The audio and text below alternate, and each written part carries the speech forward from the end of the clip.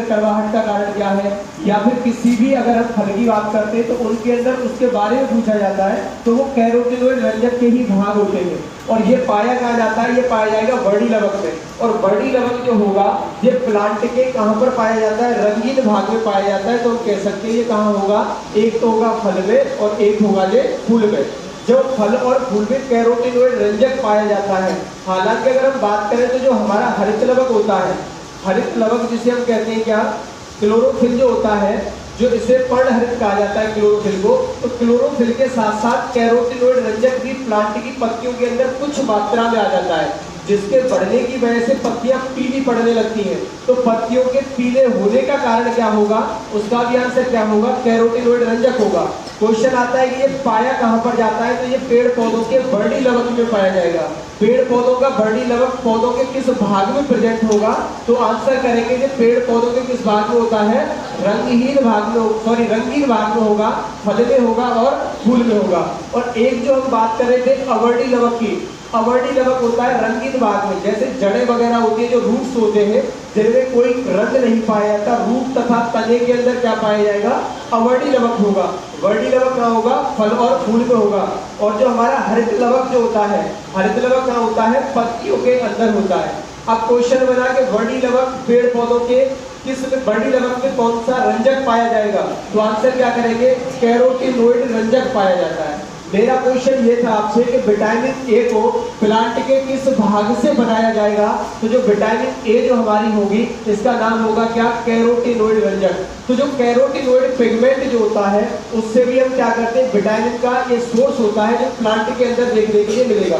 Question आएगा plant के अंदर विटामिन ए कहां से प्राप्त होगा, तो आंसर करेंगे कैरोटीनॉइड रंजक से। तो नेक्स्ट पॉइंट आप लिख लीजिएगा, विटामिन ए को प्लांट के कैरोटीनॉइड रंजक से प्राप्त किया जाता है। विटामिन ए को प्लांट के कैरोटीनॉइड रंजक से प्राप्त किया जाता है। अगर आपसे क्वेश्चन आता है इसका मेन सोर्स क्या है, इसका जो अगर हम बात करते हैं इसका जो मुख्य स्रोत क्या होगा, मेन स्रोत क्या होगा, तो आंसर करिएगा विटामिन ए का मुख्य स्रोत क्या होगा, कैरोटीनॉइड रंजक से प्राप्त किया जाएगा। और कैरोटीनॉइड रंजक जो होता है ये कहाँ पाया जाता है, तो पेड़ पौधों के वर्डी लवक के अंदर ये होता है। तो ये सारी बातें हमारी रही किसके बारे में, विटामिन ए के बारे में। नेक्स्ट हम हेडिंग डालेंगे विटामिन डी। ये जो विटामिन डी हमारी होती है इसकी भी एक अच्छी भूमिका होती है, ये हमारे शरीर के अंदर एक अच्छा कार्य करती है, इसके बिना भी हमारी हड्डियां कमजोर रह जाती हैं।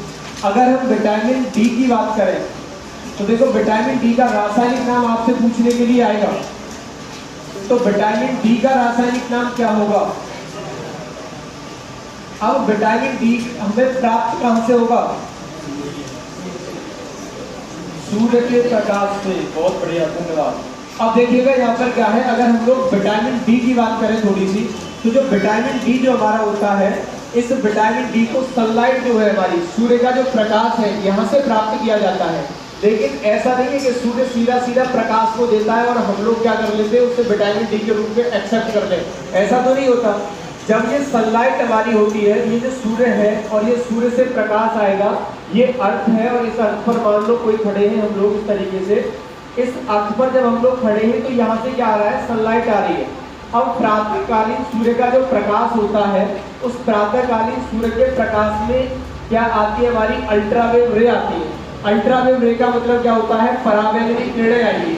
अब ये जो परावैंगनी किरणें होती है हमारी, जो सनलाइट के साथ हमारे कहाँ पर आती है, अर्थ पर आती है, और अर्थ पर आने के बाद ये हमारी स्किन से टकराएंगी, और स्किन से टकराने के बाद क्या होती है, स्किन में प्रवेश कर जाती है। और मानव स्किन जो बनी होती है वो सेल से बनी होती है, और इस कोशिका के अंदर कोलेस्ट्रॉल नाम का एक पदार्थ पाया जाता है, जो क्या करेगा, वो अल्ट्रावेव रे से क्रिया करेगा, और अल्ट्रावेव रे से क्रिया करके इन अल्ट्रावेव रे को विटामिन डी में कन्वर्ट कर देगा। किसमें कन्वर्ट करेगा, विटामिन डी में कन्वर्ट करेगा। तो कोलेस्ट्रॉल नाम का कोई एक पदार्थ जो हमारे ब्लड के अंदर पाया जाता है, इसकी मात्रा 180 से 200 mg पर 100 ml ऑफ ब्लड होती है। इसका मतलब ये होता है कि 100 मिलीलीटर ब्लड के अंदर 180 से 200 मिलीग्राम कोलेस्ट्रॉल की मात्रा पाई जाती है। जब इस कोलेस्ट्रॉल की मात्रा बढ़ जाती है, मोर देन 200 mg हो जाए, जब ये 200 मिलीग्राम पर 100 मिलीलीटर ऑफ ब्लड से ज्यादा होता है तो एक रोग जनरेट होता है जिसका नाम है क्या, हार्ट अटैक, जिसे हम कहते हैं क्या, हृदय घात। हृदय घात नाम की बीमारी इस कोलेस्ट्रॉल की वजह से ही होती है, जो कि हमारी कोरोनरी आर्टरी में द्वंद्व धमनी में जाकर के ये इकट्ठा हो जाता है। मान लो जैसे ये हमारा हार्ट होगा, इस हार्ट के अंदर ये बाया धमनी चाप होगा और यहाँ से क्या निकली होगी, ये कोरोनरी आर्टरी निकली होगी। इसको बोला जाता है द्वंद्व धमनी। क्या बोला जाएगा, द्वंद्व धमनी बोला जाएगा।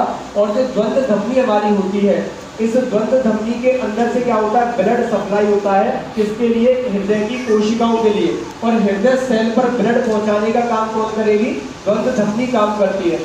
जब कोलेस्ट्रॉल एक जो मोम जैसा पदार्थ होगा ये, और ये मोम जैसा पदार्थ इस द्वंद्व धमनी में आकर के इकट्ठा होना प्रारंभ करता है, उस स्थिति में ब्लड की मात्रा या ब्लड की सप्लाई कम हो जाती है। और ब्लड की सप्लाई कम होने से हृदय कोशिकाओं को न्यूट्रिशन नहीं मिल पाता, और हृदय कोशिकाओं को जब न्यूट्रिशन नहीं मिलता तो हमारा हृदय काम करना बंद कर देता है, और उसी स्थिति को बोला जाता है हार्ट अटैक। तो हार्ट अटैक की जो समस्या आती है इस कोरोनरी आर्टरी में, इस कोलेस्ट्रॉल के इकट्ठा होने की वजह से आती है। अगर मैं कोलेस्ट्रॉल की बात करूं, इसकी आवश्यकता मानव शरीर में क्यों होती है, तो ये हमारी कोशिका है, मान के चलो। इस कोशिका के ऊपर ये वाला जो पार्ट दिखाई दे रहा है, इसको बोला जाता है कोशिका झिल्ली। क्या बोला जाएगा, कोशिका झिल्ली बोला जाएगा। अगर इसके ऊपर वाले भाग की बात करता हूं तो इसे बोला जाता है क्या, कोशिका भित्ति। क्या बोला जाता है, कोशिका भित्ति। तो अगर इस पर भित्ति लगी है तो इसका मतलब ये किसकी सेल हो गई, प्लांट की सेल होगी। किसकी होगी, प्लांट की। एनिमल सेल के अंदर मात्र केवल और केवल कोशिका झिल्ली पाई जाती है।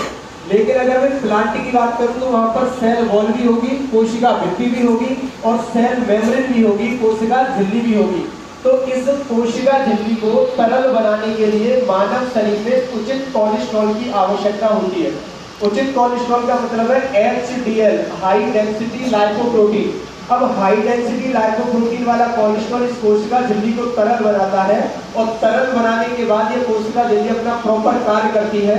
जब ये अपना प्रॉपर कार्य करेगी तो ये हमारे शरीर के अंदर या कोशिका के अंदर भोजन के पदार्थों का निर्धारण करती है कि कौन सा पदार्थ इसके लिए बेनिफिशियल है और कौन सा पदार्थ इसके लिए हार्मफुल होता है। तो ऐसे पदार्थों का निर्धारण करती है कोशिका झिल्ली। किसकी वजह से करती है, कोलेस्ट्रॉल की वजह से। अगर ये नहीं होगा तो ऐसा कुछ नहीं होगा, ऐसा कुछ नहीं होगा तो हमारी जो आकार और आकृति है इसमें कोई ना कोई परिवर्तन आ सकता है। क्यों आएगा, क्योंकि इसको बोला जाता है, जो कोशिका झिल्ली जो होती है, या फिर हम बात करें पूरी सेल जो होती है, इसे structural and functional unit of human body के नाम से जाना जाता है। इसका मतलब है कि ये कार्यात्मक एवं संरचनात्मक इकाई होती है। अगर ये तरल नहीं होगी, अपना काम प्रॉपर नहीं करेगी, तो हमारा आकार आकृति में कोई परिवर्तन होगा, और आकार आकृति के परिवर्तन से हमारी आकृति में दिक्कत हो सकती है। जैसे कि मान के चलो, जापान में परमाणु बम जब 1945 में गिराया गया, उस दौरान वहां की लोगों की सेल मेम्ब्रेन इफेक्टेड हुई, और सेल मेम्ब्रेन इफेक्टेड होने की वजह से क्या हुआ, वहां पर आज भी लोग अपंग पैदा होते हैं। इसी वजह से ये कोलेस्ट्रॉल हमारे शरीर में बहुत ज्यादा आवश्यक है। जब ये अल्ट्रावायलेट सूर्य के प्रकाश के साथ नीचे आती है, स्किन में प्रवेश करती है, अगर ये कोलेस्ट्रॉल नहीं होगा तो स्किन संबंधी रोग हमारे शरीर में जो होते हैं वो सूर्य के प्रकाश के साथ अल्ट्रावायलेट आने की वजह से ही होते हैं। जब सारी की सारी अल्ट्रावायलेट पराबैंगनी किरणें अगर अर्थ पर आ जाए तो अर्थ पर रहने वाले प्रत्येक जंतु को या जाति को या प्रत्येक जीव को डिस्ट्रॉय भी कर सकती है। इसीलिए हमारे अर्थ के ऊपर O3 की लेयर होती है, जिसे ओजोन लेयर कहा जाता है, जो अल्ट्रावायलेट को रोकती है। मैं केवल बात इतनी कर रहा था, विटामिन डी। विटामिन डी की अगर हम लोग बात करें तो इसका सबसे अच्छा स्रोत सूर्य के लाइट को माना जाएगा, सन के प्रकाश को माना जाता है। लेकिन प्रकाश के अंदर से अल्ट्रावायलेट जो आती है वो विटामिन डी में कन्वर्ट होती है। किसकी वजह से, कोलेस्ट्रॉल की वजह से। तो आपको ये नहीं कहना कि सूर्य का प्रकाश सीधा सीधा हमें विटामिन डी देगा। सूर्य के प्रकाश में जो अल्ट्रावायलेट आई है वो अल्ट्रावायलेट कोलेस्ट्रॉल के साथ क्रिया करके विटामिन डी में परिवर्तित हो जाती है। इससे आने वाले कुछ जो क्वेश्चंस हैं उनको हम लिखेंगे। यहाँ पर आओ, विटामिन डी में लिखेंगे इसका रासायनिक नाम क्या होगा, कैल्सीफेरॉल। तो लिख लीजिएगा, इसका रासायनिक नाम कैल्सीफेरॉल होता है। इसका रासायनिक नाम कैल्सीफेरॉल